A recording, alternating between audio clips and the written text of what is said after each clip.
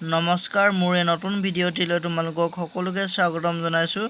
আজি মই তোমালোকলৈ লৈ আহিছোঁ ছাত্ৰ ছাত্ৰীৰ বাবে 15 দিনীয়া স্ব-শিক্ষণ সমল নং 2 চতুৰ্থ শ্ৰেণীৰ ইংৰাজী বিষয়ৰ প্ৰশ্ন উত্তৰসমূহ সমাধান কৰি লৈ আহিছোঁ। তোমালোকে ভিডিঅ'টি প্ৰথমৰ পৰা শেষলৈকে চাই যাবা, স্কিপ নকৰিবা, নহ'লে ভালদৰে বুজি নাপাবা। আৰু যদি তোমালোকে চতুৰ্থ শ্ৰেণীৰ অসমীয়া বিষয়ৰ প্ৰশ্ন উত্তৰসমূহ চোৱা নাই সমল নং 2 তোমালোকে মোৰ চেনেলত গৈ চাই ল'ব পাৰিবা, নতুবা মই এই ভিডিঅ'টিৰ ডেছক্ৰিপশ্যন বক্সত দি দিম লিংকটো, সেই লিংকটোৰ পৰা গৈ তোমালোকে ভিডিঅ'টি চাব পাৰিবা। আৰু আগলৈ মই এনেকুৱা ধৰণৰ প্ৰশ্ন উত্তৰসমূহ দি যাম, তোমালোকে মোৰ চেনেলটো ছাবস্ক্ৰাইব কৰিবলৈ নাপাহৰিবা। আৰু যিসকলে অলৰেডি মোৰ চেনেলটো ছাবস্ক্ৰাইব কৰি থৈছে সেইসকল ছাবস্ক্ৰাইবাৰলৈ মোৰ অশেষ ধন্যবাদ জ্ঞাপন কৰিছোঁ। আৰু যিসকলে কৰা নাই অতি সোনকালে কৰি ল'ব, যাতে মই এনেকুৱা ধৰণৰ ভিডিঅ'বোৰ দিলে তোমালোকে পাই যোৱা। এতিয়া আহা সমল নং 2 চতুৰ্থ শ্ৰেণীৰ ইংৰাজী বিষয়ৰ প্ৰশ্ন উত্তৰসমূহলৈ। Subject English Lesson The Bundle of Sticks Revision Lesson from Class 3. Note some key allows from the lesson. The bundle of sticks are addressed here. Question number 1 to choa. Match the picture with the accurate description of the professions one has been done for you. এইখিনি দি দিছে তোমালোকক picture, আৰু এই পিকচাৰখিনি এইখিনিৰ লগত মিলাবলৈ দিছে। অৰ্থাৎ ইয়াত লিখা আছে এইসকলৰ মানে কৰ্মসমূহ কি হয় ইয়াত লিখা আছে, খেলি মেলিকৈ তোমালোকে ইয়াত মিলাব লাগিব। এতিয়া চোৱা কোনটো মিলিব। এইজন হৈছে লয়াৰ অৰ্থাৎ উকিলে কি কৰে, এইটো চি লগত মিলিছে, চিটো হৈছে আই এডভাইজ পিপুল এবাউট ল, এইটো ইয়াৰ লগত মিলিব। তাৰপিছত চোৱা এই খেতিয়কজন অৰ্থাৎ ফাৰ্মাৰজন, এই এটোৰ লগত মিলিব। I work on the farm sow' seeds and grow' crops. আৰু এই মিল্কমেনটো চোৱা, চিটো মিল্কমেনটো কোনটোৰ লগত মিলিব, এই বিটোৰ লগত মিলিব। আই ব্ৰিং মিল্ক ফৰ অল। আৰু এই ডিটো চোৱা, ক্লথ মাৰ্চেণ্টটো কিহৰ লগত মিলিব, আই চেল ক্লথছ, এইটো ইয়াৰ লগত মিলিব। তাৰপিছত গ্ৰ'চাৰ, এই গ্ৰ'চাৰটো কাৰ লগত মিলিব, এই দোকানীগৰাকী ডিটোৰ লগত মিলিব। I sell food and other things used at home. তোমালোকে এতিয়া গম পালা নহয় কোনটো কাৰ লগত মিলিব, তোমালোকেও চাই মিলাই ল'বা। আৰু তোমালোকে এই পিকচাৰকেইখন দেখি গম পাইছা কোন কি হয়।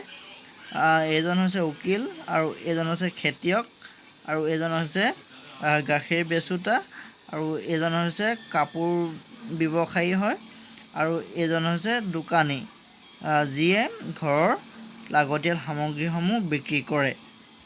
আৰু ইয়াত দিয়া আছে, সেইবোৰে দিয়া আছে। এইটো চোৱা ফাৰ্মাৰটো, I work on the farm sow' seeds and grow' crops. তেওঁ খাদ্য শস্যৰ লগত জড়িত হৈ থাকে। আৰু এই বিটো চোৱা, আই ব্ৰিং মিল্ক ফৰ অল, তেওঁ সকলোৰে বাবে মিল্ক বিক্ৰী কৰে। আৰু তাৰপিছত চোৱা, আই এডভাইজ পিপুল এবাউট ল, তেওঁ জনসাধাৰণক আইনৰ বিষয়ে জ্ঞান দিয়ে বা আইনৰ লগত জড়িত। আৰু এই ডিটো চোৱা, I sell food and other things used at home, তেওঁ ঘৰৰ প্ৰয়োজনীয় সামগ্ৰীসমূহ বিক্ৰী কৰে, ভাল প্ৰয়োজনীয় সামগ্ৰীসমূহ। আৰু ইটো চোৱা, আই চেল ক্লথছ, অৰ্থাৎ তেওঁ কাপোৰ বিক্ৰী কৰে। আৰু 2A টো চোৱা, read the following poem aloud. পঢ়িবলৈ কৈছে এই পয়েমটো অলপ জোৰকৈ পঢ়িবলৈ কৈছে। এতিয়া তোমালোকে পঢ়িবা, মই পঢ়ি দিছোঁ। A little seed for me to sow, a little earth to make it grow, a little hole, a little pet, a little wish, and that is that. A little sun, a little shower, a little while, and then a flower. আৰু এই কবিতাটোৰ লেখক কোন? বাই Mabel ৱাটছ। তোমালোকে এই কবিতাটো উচ্চ উচ্চাৰণেৰে পঢ়িবা ঘৰত। 2B কুৱেশ্যন নাম্বাৰটো চোৱা, this are some rhyming word from the poem, read them aloud. এইটো উচ্চ উচ্চাৰণেৰে পঢ়িবলৈ কৈছে। Sow' grow', flower shower, pet debt. এইখিনি অন্তৰ্ধ্বনি মিলা অৰ্থাৎ ৰাইমিং ৱৰ্ড। চোৱাইটো চ' গ্ৰ' মিলিছে ফ্লাৱাৰ শ্বোৱাৰ, পেট ডেট। আগৰকেইটা আখৰ নিমিলিলেও পাছৰকেইটা আখৰ উচ্চাৰণকেইটা মিলিছে। তোমালোকে নিশ্চয় পঢ়োঁতে গম পাইছা। Sow' grow', flower shower, pet debt. তাৰ পাছতো চোৱা 2 নম্বৰ চিটো, write down 3 words is rhyming with the following words. এতিয়া চোৱা 1 নম্বৰটো দিছে শ্ব'টোৰ লগত মিলা ৰাইমিং ৱৰ্ড লিখিবলৈ কৈছে। এতিয়া কি হ'ব ৰাইমিং ৱৰ্ড হ'ব পাৰে? চ', গ্ৰ', ব', ন'। আৰু 2 নম্বৰটো চোৱা, ফ্লাৱাৰ পাৱাৰ, শ্বোৱাৰ গ্লোৱাৰ। তাৰপিছত এতিয়া 3 নম্বৰটো চোৱা, ডেট কেট, পেট মেট। এইকেইটা তোমালোকে নিশ্চয় পাৰিবা, তোমালোকে বহীত কৰি ল'বা। তাৰপিছত চোৱা question number 2D, look at the picture and read the words given below'. এইটো তোমালোকে পিকচাৰসমূহ চিনি পাইছা নিশ্চয়। এয়া হৈছে ইংৰাজীত চিড অৰ্থাৎ বীজ। বীজ বুলি ক'লে তোমালোকে নিশ্চয় চিনি পোৱা, গছৰ গুটিৰ পৰা যি পোখা ওলায় সেইটোকে বীজ বুলি কোৱা হয়। আৰু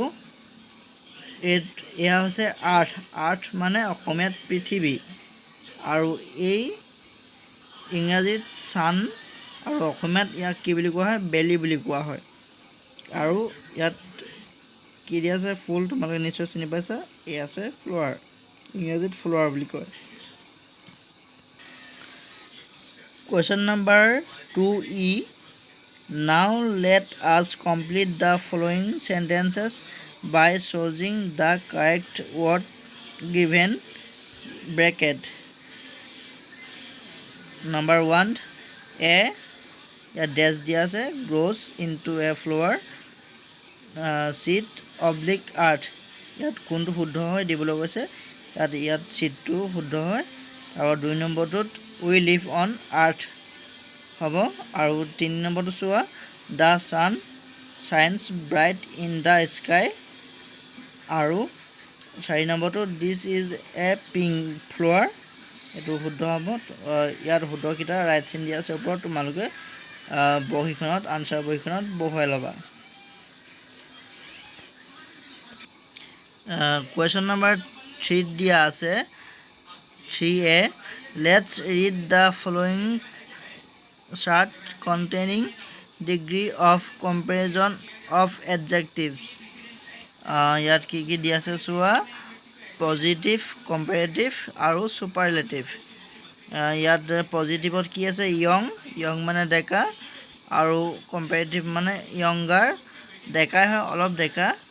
তাৰপিছত ছুপাৰলেটিভ মানে সৰ্বোত্তম, য়ংগেষ্ট মানে সম্পূৰ্ণ ডেকা। তাৰপিছত এইখিনি তোমালোকে নিশ্চয় বুজি পাবা। লং পজিটিভত লং, কম্পেৰেটিভত লংগাৰ আৰু ছুপাৰলেটিভত লংগেষ্ট। আৰু এইটো চোৱা পজিটিভত অল্ড আৰু কম্পেৰেটিভত অল্ডাৰ আৰু ছুপাৰলেটিভত অল্ডেষ্ট। এইখিনি মিলিছে, তোমালোকে নিশ্চয় কৰিব পাৰিবা।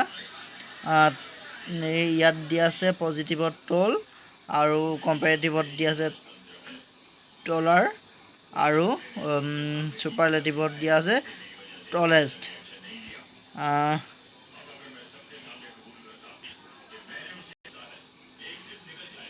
চোৱা এতিয়া তোমালোকক এইখিনি কৰিবলৈ দিছে তোমালোকক। Question number 3B, fill in the chart with the comparative and superlative forms of the following adjective। ইয়াত পজিটিভ কি দিয়া আছে কোল্ড, আৰু কম্পেৰেটিভ কি হ'ব কোল্ডাৰ হ'ব, আৰু ছুপাৰলেটিভ কি হ'ব কোল্ডেষ্ট। আৰু ইয়াত কি দিয়া আছে ক্লিভাৰ। ক্লিভাৰ হ'লে মানে কি হ'ব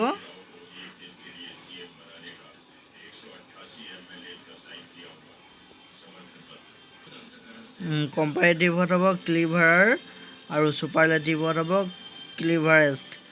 আৰু ৱাৰ্মটো হ'ব কম্পেৰেটিভত হ'ব ৱাৰ্মাৰ আৰু ছুপাৰলেটিভত হ'ব ৱাৰ্মেষ্ট। আৰু স্মল কম্পেৰেটিভত হ'ব স্মলাৰ আৰু ছুপাৰলেটিভত হ'ব স্মলেষ্ট। তাৰপিছত question number 4A, read the daily routine of a grocer Rahul Bora. Rahul Bora grocer অৰ্থাৎ ঘৰৰ খাদ্য সামগ্ৰী বিকা লোকজনৰ এই দোকানখনৰ এখন ডেইলি ৰুটিন কি কৰে তাৰ বিষয়ে দিয়া আছে। আৰু সেই ৰুটিনখন কেনেকৈ ফিল আপ কৰিব লাগে তোমালোকক দিছে, তোমালোকে কৰিব লাগিব। এইখন দিয়া আছে, ইয়াৰ পৰা মই কৰি থৈছোঁ, তোমালোকক দেখুৱাম, তোমালোকে এতিয়া চাবা। Question number 4B, now write what Rahul will do tomorrow one has been done for you। ইয়াত এই পইণ্টকেইটা দিয়া আছে, চোৱা কি কি কৰিব লাগে। পইণ্ট 1 দিয়া আছে Rahul will walk up at 6 AM and get ready to go to his shop। কি বুলি কৈছে ৰাহুলে ৰাতিপুৱা সোনকালে উঠে আৰু 6 বজাত উঠে আৰু দোকানলৈ যাবলৈ সাজু হয়। তাৰপিছত 2 নম্বৰ পইণ্টটো চোৱা Rahul will go to his shop by 8 AM in the morning। ৰাহুলে 8টা বজাৰ ভিতৰত দোকানলৈ যায়, তেওঁৰ দোকানখনলৈ যায়।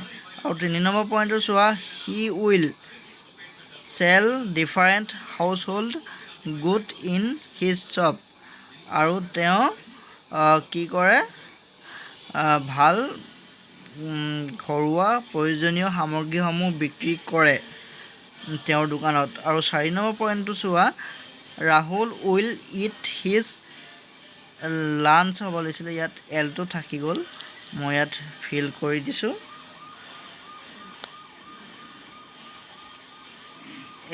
LUNCH lunch in the shop by 1:30 PM।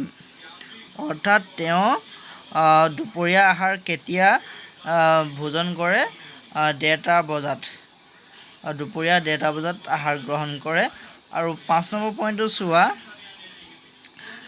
Rahul will close his shop at 7 PM।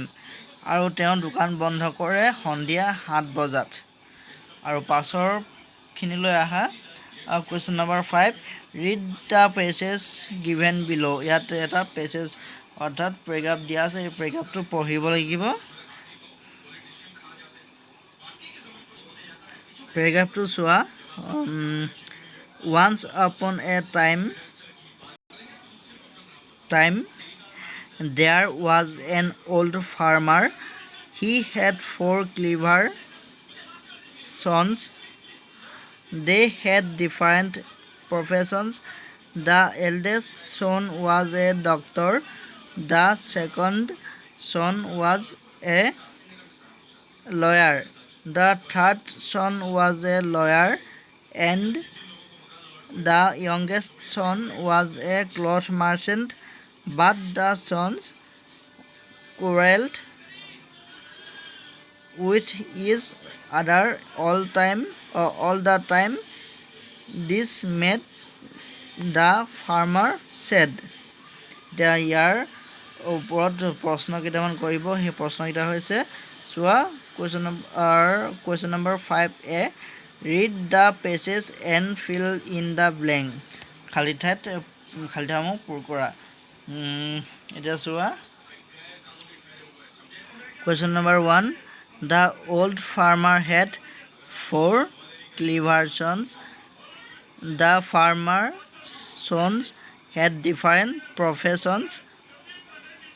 Point number 3, the eldest son was a doctor. Point 4, the third son was a lawyer. The question number 6 to answer the following questions. Question number 1, what was the profession of the old man? Answer, the old man was a farmer. Question B, how many sons did the old farmer have? Answer, he had 4 sons.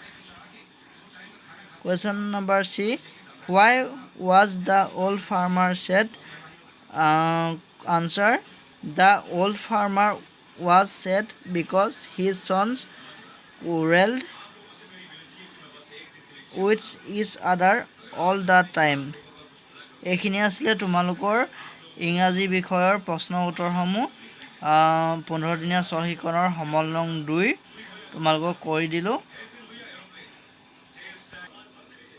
তোমালোকে ভিডিঅ'টো যদি চাই ভাল পালা তেতিয়াহ'লে like comment and share কৰি দিবা, আৰু যদি ভিডিঅ'টো চাই বেয়াও পালা তেতিয়াও তোমালোকে ডিছলাইক কৰিবা আৰু কমেণ্ট কৰিবা কিয় বেয়া পালা ভিডিঅ'টি। তেতিয়া মই আগুৱাই যাবলৈ সুবিধা হ'ব আৰু ভুলবোৰ শুধৰাই ল'ব পাৰিম। ধন্যবাদ।